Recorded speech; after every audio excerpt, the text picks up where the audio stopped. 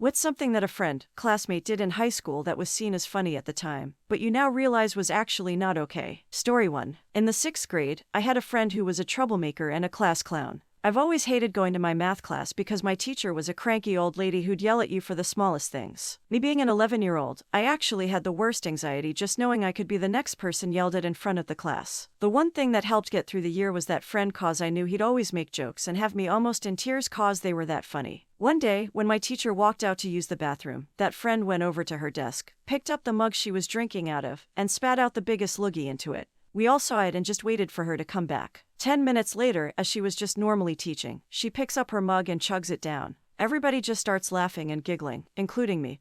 But nobody said anything when she questioned it. It was horrible, but I wasn't about to be the kid who snitched. Later on during the school year, I guess we had a day where it didn't start at the normal 7:30 a.m., but instead 10:30 a.m., but I didn't know, so I showed up really early. A bunch of kids didn't get the memo, so we were all just placed in the cafeteria until school actually started. Around 9ish, my math teacher noticed I was sitting out in the cold and invited me to her class where it was warm. When I got there, she let me work on my missed homework and even let me eat breakfast in her class. She asked me about home life, school life, if I had any friends, etc. She made me feel welcome. She then told me about her life, about her only son, about her husband who passed away from cancer 20 years back. She was very sweet. This was like back in 2008, and I think she was like 70 years old. I don't even know if she's still alive after all these years. But I wish I could go back and stop my friend from doing what he did. Story 2. My friend group, all girls, used to pants each other all the time. I had never done it but constantly had it done to me. Well, one day my stupid butt decided to pants my BFF, and to my shock, nobody found it funny at all. They were all so angry at me, in fact, that I was uninvited to the sleepover that night.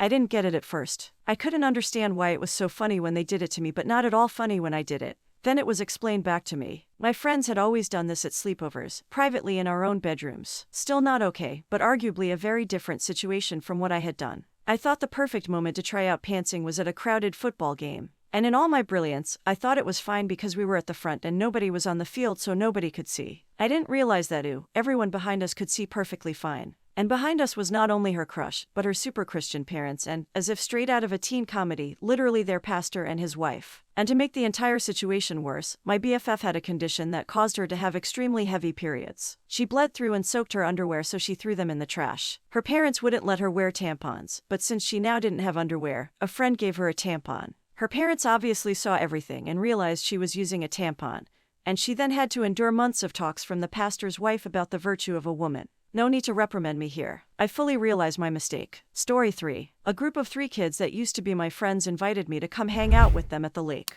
I had kind of been outcast from the group because I wasn't cool enough or whatever, so I was eager to get together with them. When I got there, they had apparently stolen all of my school books out of my locker and threw them all in the lake right in front of me. They laughed hysterically and just left without saying a word. The next day, when I went to confront them about it at school, one of them had collected a Ziploc bag full of all 3 of their clipped fingernails and toenails and threw them in my face. Some got in my mouth, some got in my eyes, some got in my ear. I broke down crying and gagging. Nobody faced any consequences other than me because I pushed the kid away from me and he fell into a teacher carrying coffee. I was suspended for 2 days and had to pay for all the books that they destroyed because I had no proof that they were the ones that did it. I didn't do well in school and had anger problems, so the teachers assumed that I was the one who did it and tried to blame the other kids. School is rough, man. Story 4. I had this teacher whose breath was horrible. Like someone literally took a crap in her mouth. Horrible. Anyway, this one kid left a big bottle of mouthwash on her desk when she wasn't looking one day. The whole class was laughing. Then she turned around and saw it ... and you could see her kind of die inside.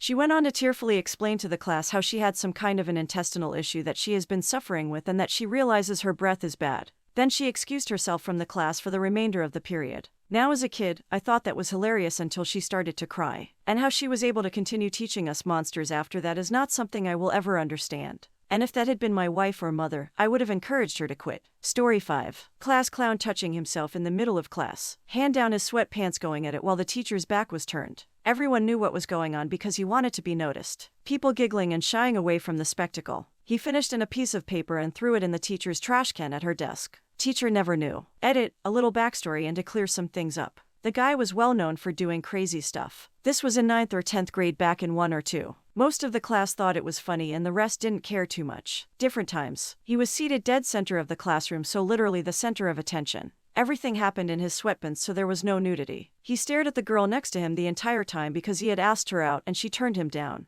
She thought it was funny and a tad creepy but otherwise okay with it. Story 6. In the 5th grade, we had a random urinal and sink pooper. This kid would poop in the sinks and urinals in a couple of the boys' bathrooms for a few weeks. It got so bad that the staff, teachers had to take kids in groups at pre-designated times to go use the bathrooms while they waited outside. The kid was in my CL and got caught because he was in my class and decided to poop in a urinal while in this group setting. He laughed hysterically the whole time and thought we would all think it was funny. I mean, we did think it was funny, but it was annoying we had to go in groups. He got suspended for a bit because of that, and then those incidents never happened again. Story 7. My mom ran a home daycare when I was young, and our neighbor had a kid around my age that was diabetic. One day my mom was making lunch and the 6 or so kids she was in charge of, including me, were playing in the backyard. The neighbor wanted to come over and play. We saw his mom checking his glucose and asked her what she was doing, and she explained it. A couple of kids had a "you or I hate needles" reaction, and so to show all these kids that it's no big deal, this adult woman proceeded to stick all of us with his glucose needle on our fingers. My mom came out midway through this and completely flipped her crap. To my bewilderment, I didn't understand what the big deal was. It barely hurt. My mom almost lost her daycare. All the kids had to go get blood work at the doctor. Many parents were contemplating finding new childcare. Luckily for my mom, she had become close friends with a lot of the parents, or she probably would have been screwed. My mom refused to even speak to the neighbor after she was done berating her that day. Story 8. There was a girl I went to high school with who used to sleep around. She convinced her friend, who was several years younger, to lose her virginity to some random 30-year-old guy. She had grown up going to bars with her parents since she was a little child. I mean, we all disapprove, but as an adult it now horrifies me what happened to her. So 20 years later, she was arrested on Devil's Tango trafficking charges and kidnapping. She, her boyfriend, and a group of their friends would drug and hurt teenagers. She then fled the country to work as a migrant field worker before she was eventually caught and deported back to face charges. I don't know what ended up happening to her. Last news article was from a few years ago. Story 9. I had a teacher, our class tutor, who was lovely, but she was tired of several of our classmates acting like little craps. One day, during our home tutor class with her, several of them just kept messing about, picking on her and full-on blanking her when she spoke to them, acting as if she wasn't there. They found it hilarious. Me and my friends were quite close with her, so we stayed after that class and asked if she was okay. She looked at us and just started crying, saying how she's so tired of it, and how they make her not enjoy teaching anymore, and she'd been teaching over 20 years. The next day we actually told the class about it, and their faces dropped. I think for once they realized how far they had pushed her. I felt so bad for her. Story 10. I got booted from high school for pointing out that a gym teacher was a complete perv. Gymnastics, he'd grab your butt. Swimming, line us up naked, check our waist size and throw us a swimsuit. Then we had to line up naked again and he'd throw us a towel. A buddy and I were out for 2 weeks for that stunt, but I hope it at least put that pedo on someone's radar. The thing is, the kids know who the troublesome adults are. We all talked about it. There just wasn't anything to be done due to the power differential. But if any pedo gym teachers are reading this, the kids know. Story 11. A kid announced to all the other students that a particular teacher had Bobby cancer, saying it in a funny and mocking tone, and everyone laughed and laughed because the kid said Bobby and they were regarded as the funny kid at school. We only realized it was bad when the teacher heard it and broke down crying. We didn't realize we were making fun of her dying. I still carry second-hand guilt about that one. Edit to clarify, since some of you can't handle my use of second-hand guilt. I didn't join in with the other students because I thought it was wrong to make fun of someone, but I was also stupid and didn't connect their making fun of her to her potential demise, so I didn't stand up to the other students. I have second-hand guilt because I wish I had been more emotionally mature to understand what was happening,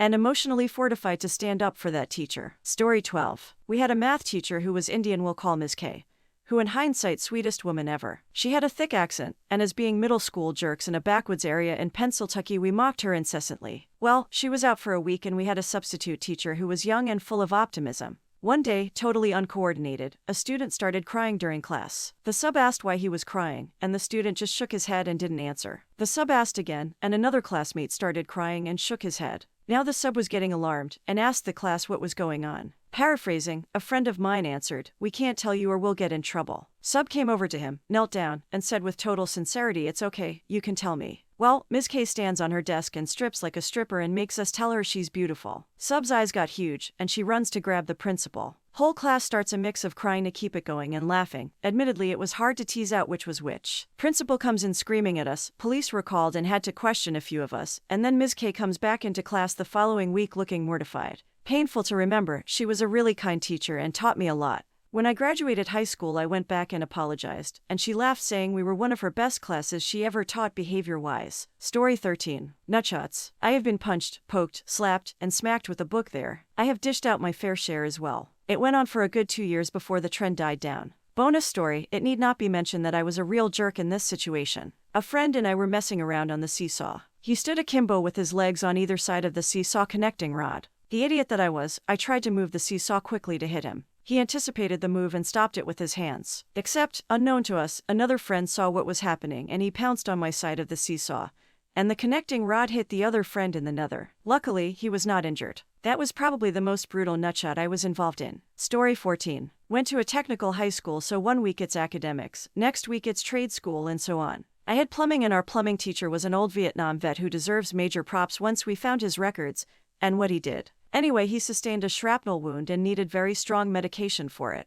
In 11th and 12th grade he was gone for the majority of the school year. As mean kids, we broke into his desk and found a morphine patch. Obviously we thought this would be a fine time to let someone wear it. We as not even fully functioning adults thought it was fine to let another person wear a morphine patch designed for someone much heavier with a higher resistance to it. We finally realized the enormity of our mess up when someone asked the kid how he felt and he said he felt his heartbeat slowing down. It was a collective oh crap moment as everyone rushed forward to remove the patch. He lived in our sub, who was an English teacher and not a plumbing teacher, had no clue it ever happened. We were not a smart group. My teacher went to Vietnam, volunteered for a second tour and carried his wounded friend to a helicopter while under enemy fire when he got wounded. Story 15. In high school, one of the students was having an affair with the vice principal. The rumor is, on the day she turned 18, he served his wife with divorce papers and they got married after she graduated. Everyone knew, it was the worst kept secret in the school. Nothing ever happened to him. I believe they both moved across the country and later got divorced. It seems she got too old for him.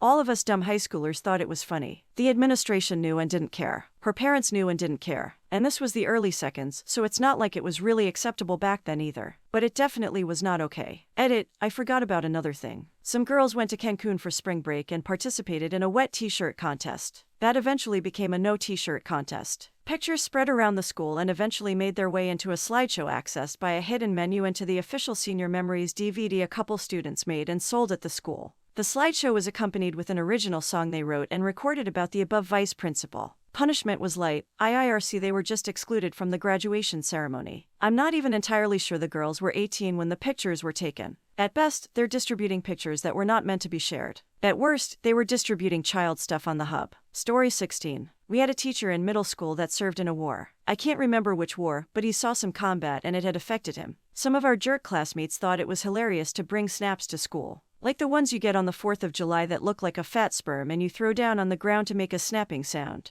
Every time that poor man turned around, they would start throwing those snaps because sometimes, not always, but sometimes he would go nearly full-blown flashback and hide, nearly crying under his desk from enemy fire. Some of our classmates, including the ones who did it, thought it was hilarious and no one would stand up to them cause those kids were the real, white trash, country bumpkin sort of terrors that would seriously hurt you if you crossed them. The principal didn't really do anything about it other than urging the teacher to retire. Was painful to watch. Edit, because PPL keep asking. This was in North Dakota back in the 90 seconds. And I would guess he served in Vietnam, but he just referred to it as the war on the few occasions he actually spoke about anything. Story 17. Back in the 80s, I worked in a car parts factory. Shift manager was American, from West Virginia. He was also a Vietnam vet. Super nice guy. One day, this guy throws a few fireworks into a parts bin. So, yeah, it sounded like a big explosion. John hit the ground rolling, under equipment, out of reflex. One look at his face made us all realize it wasn't a funny joke. The guy that did it, who wasn't a terrible dude, just not a thinking kind of man, knew he had gone afar. John started walking towards him. Donnie ran for the back of the factory. A few hours pass, shift ends, we are heading out, and we hear a voice coming from the lockers. Yeah, John stuffed him into a locker and left him there for a few hours. Story 18. Pretty late comment, so I doubt anyone is going to read this story, but it has stuck with me my entire life and I still think about it from time to time.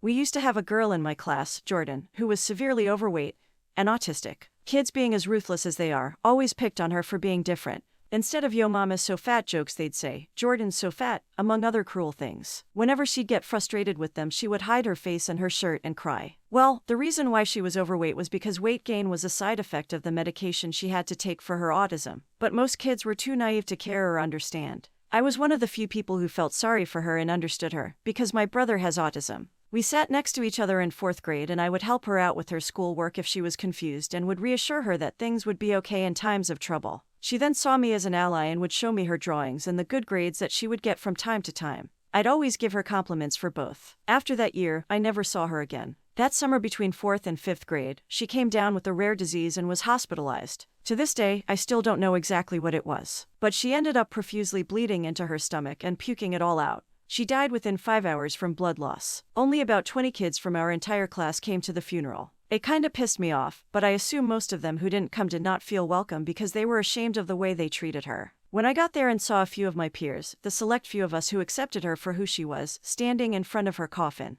I joined them. It was open casket. We all stood in silence. I guarantee none of us have forgotten that moment. 10 years old, seeing one of our peers lifeless. I mean, she looked lifeless. The mortician tried their best to use makeup, but her body was so pale that you couldn't hide it. It was a traumatizing sight. The whole thing was just so sad. A few weeks later, her mom had a garage sale to sell most of Jordan's stuff. Partly because it pained her mom to see her things around the house, and partly because her mom needed the money after the hospital bills and the funeral. She worked as a dishwasher for the high school, so it wasn't the best paying job. When I got to talking with her mom and she realized my name, she started bawling. She told me that Jordan talked about me all the time at home. I was her closest friend in our classroom that past year. She thanked me for being her friend and hugged me for what felt like an eternity, and I didn't mind at all. She took me inside and let me look at Jordan's drawings in a sketchbook. Her mom didn't sell that for obvious reasons, and I stumbled upon a drawing she made of me and her sitting at our desks with big smiley faces. I couldn't fight back the tears. Her mom rubbed my shoulder and cried with me. We sat for a few hours and her mom told me countless stories of her late daughter. I enjoyed listening to them. I got to know her better and it made me bail of knowing those stories that a part of her will live on in my memory. When I left, her mom let me keep the drawing she made of us. I still have it to this day. The whole thing was quite a traumatic experience for everyone in my grade. But I guess in the long run, it brought us together as a class. It opened our eyes to the blatant fact that we bullied a kid and now she's dead. After that realization, we all had an unspoken understanding that it was wrong and we'd never do it again. All the way up to graduation, we never had a single fight within my class. Everyone was just so nice to each other. Even though we had our cliques, any one of us could sit down at anybody's table during lunch, and we'd let them jump in the conversation. Rest her innocent, beautiful soul. Her untimely death inadvertently brought peace and understanding to our entire class. Story 19. When I was in junior high, there was a kid that was a bully. Kid wasn't too smart, was overweight, was on the poor side, etc. Basically a real-life Nelson from The Simpsons. One day at lunch, a group of kids were venting about the bully and another kid who was pretty tough just happened to be there. One kid jokingly asks the tough kid how much $$ would it take for you to punch the bully. He gives an answer, probably not really thinking it wasn't going anywhere, but one thing leads to another and kids start what amounts to a grassroots verbal GoFundMe campaign long before GoFundMe or even the internet was a thing. Pitching and spare change. Goal is reached, but by this time, the bully got wind of what was happening. Bully is the first one out of the lunchroom, with tough kid and probably 40 other kids chasing because they want to see it go down. Tough kid finally catches up to the bully just as a teacher steps into the hall and realizes something's going on. She tries to get between the two. Tough kid reaches over her and punches bully just once, stops and lets the teacher escort him to the office without objection. It was like one of those TV shows where someone ends up killing the perp out of revenge right in front of the cops and turns around and holds out their hands to be cuffed. Classic case of teenagers and hive mind. Looking back, the bully really wasn't even that bad. It was more the threat of being beaten up than him actually acting on it, and it probably was somewhat of a survival mechanism given his personal situation. But when you're in junior high, you don't exactly have that wisdom and maturity, so the idea of finding a hired gun seemed like karma at the time. Story 20. I had a guy friend at school who would always make body part jokes, the kind of guy who could make anything sound dirty and gross. One time I was eating a muffin during lunch and he goes, "I can't tell if you're enjoying that muffin or having an organism. It looks a lot like you're having an organism." The response from us girls would always be a haphazard "You a Jason, that's gross." And then we'd roll our eyes and move on, because that's just Jason. Years later I got a message from him totally out of the blue. Haven't seen him in years, and he'd sent me a photo that had come up on Facebook of me at his 21st. It was a typical embarrassing photo of me mid-conversation looking really weird. I thought he'd send it to me just as a remember this silly photo of you thing. But once again he made a gross comment about how it looks like I'm enjoying myself a little too much, and that I'm doing something a lot dirtier than what I had said I was. Getting this message from him now as someone in their late 20s just made me feel really gross and uncomfortable. It really made me realize how much of a perv he actually is, and I told him it was a gross, inappropriate comment to make to anyone, and promptly blocked him.